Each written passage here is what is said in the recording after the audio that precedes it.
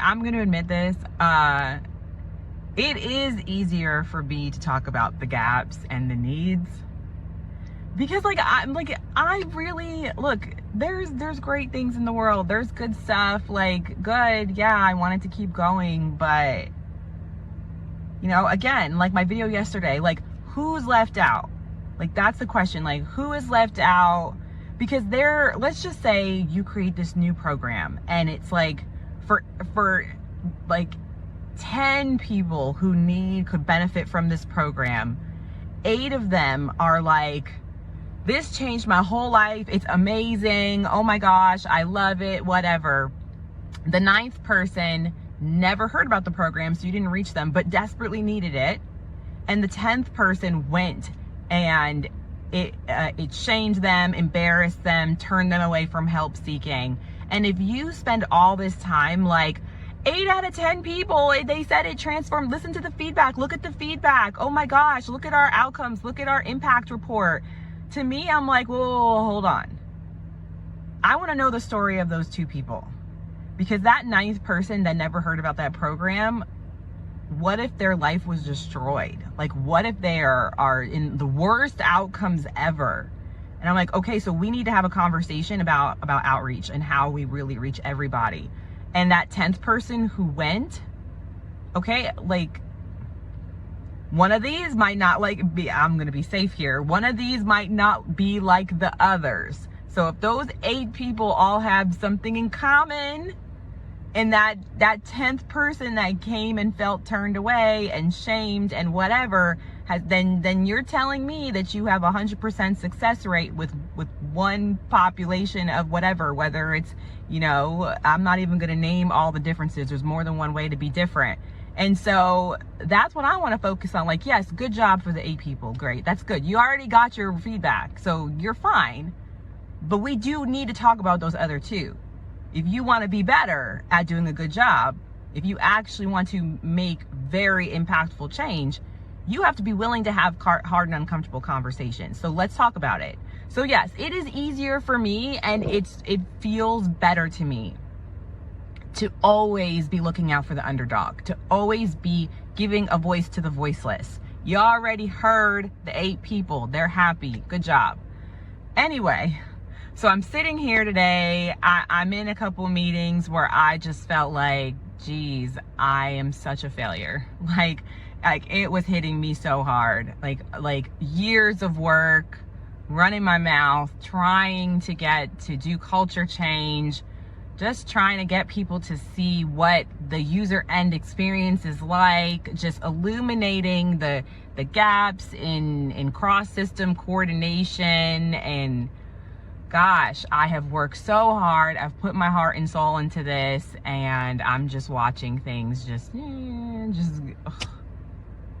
yeah. I felt really bad. And I was sitting with that, and I get it and look, I don't actually it's very uncomfortable. As much as I'm talking about different things, I'm talking about systemic issues a lot. I don't actually like talking about myself very, very directly too much. It's uncomfortable, but I will push through the discomfort for a minute to say I got a text message from someone in another country. I didn't even know you could text other countries. I thought you had to use WhatsApp or something. I got a text message from another country, and they were like, Valerie, I'm in a meeting right now, and someone said that you inspire them. They named you. I'm like, what on earth? I'm just sitting here failing. Like, no one here listens to me. Nobody cares about my experience. I've been pushed out of this and that and replaced because I'm not good enough. I'm too this, I'm too that. That's it.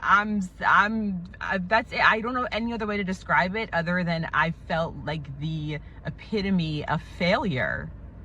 And I get this text like, you've inspired, and it's not even someone that I know. I don't even know this person. I don't think. If we've met, I'm sorry. I don't think so. Obviously, you're in another country. I don't recognize them. So I'm like, someone in another country, me, little old me, of all people, I have inspired them, and I don't know them.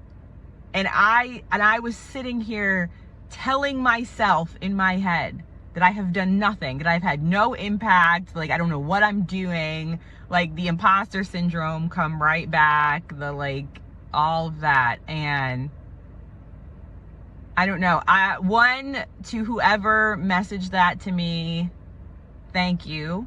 Thank you. Look, the helpers need help too. So, you know, if there's someone who inspires you, if there's someone that has made you think, who has challenged you, even if it ruffled your feathers, but it still gave you something to think about, let them know. Let them know. And, you know, if you see advocates, activists, abolitionists, anyone who is in the fight, because I will tell you that if you are not status quo, if you are not part of the self-congratulatory circle, the back-patting club, that's what I've called it from day one. When you see people get together and all they do is, oh, your program is so great, I'm gonna give you an award for best program person of the year. Oh, you're so great. The self-congratulation is that, why are professionals telling other professionals that they're doing a good job? None of them have used the program. None of them have used the service. None of them have that need. How do you know? The awards need to come from community. The community needs to say who is giving the best services, who actually meets the need. That's what it needs to come from. So if you are in you are not in those spaces, because that's the space of comfort. That's the space that makes everybody feel good, that, you know, keeps the energy, the momentum, whatever, keeps the morale up. Because I will tell you, that's like the number one thing that gets to the systems and systems adjacent people. Oh, you don't think I'm doing good work? It's not really about you. It's about like the whole systemic, the broader thing. And if your work either doesn't stop or causes families to be disseminated left and right, I do have some questions about that. And your friendship with me, also, like, well, this is a professional space, your friendship with me is not, your professional, cordial collegiality is not more important to me than the family down the street. Okay? The family down the street is what I keep, not like there's nobody, like, I mean, there's multiple families here. I'm not talking about anyone in particular. I'm just saying as an example, what I keep my eye on is the work that I am doing. Is it changing the experience of someone? Let's just say there's a family 3 doors down from me, 3 houses down. Did anything I do change the way that they are getting services, the way they are welcomed and included in community, their sense of belonging, or if they have CPS involvement? Is their CPS involvement different because of anything I've said or done? Because if that doesn't ever happen, if all I've ever done was like have really nice gatherings for stakeholders and make some professionals feel better about the work they do, then I haven't done anything. That's such a waste, ultimately. So yeah, I'm gushing a little bit. That was a really nice pick-me-up. I do want to say too, I am a real person. Again, I've said this a lot. I just really don't want anyone to be like, oh, she's this podcast host and she, you know, she's big in the family defense space and she's working on communication and child welfare and she's like just this untouchable person, unreachable. No. At the end of the day, I'm a mom of these kids, and that's who I am. And I'm a human being, and I'm a poet and a writer and all the different things.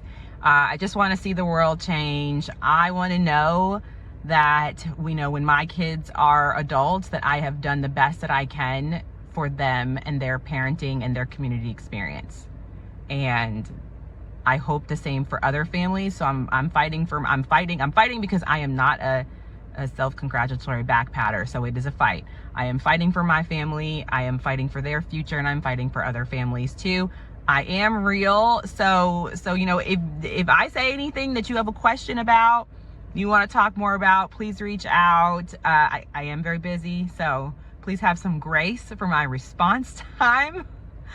If you think I'm coming to your area, let me know. Happy to connect. But that definitely made my day. And to other impacted people who are like, what am I doing? I feel extracted from, I feel used, I feel tokenized, I feel all the things.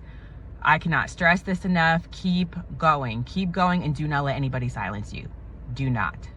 They can take your kids away. They can take your stuff away. They can take whatever. They can take all the stuff. They can make you pay child support, you know, while your kids are in care. They can do all these things to you, but nobody can take your truth.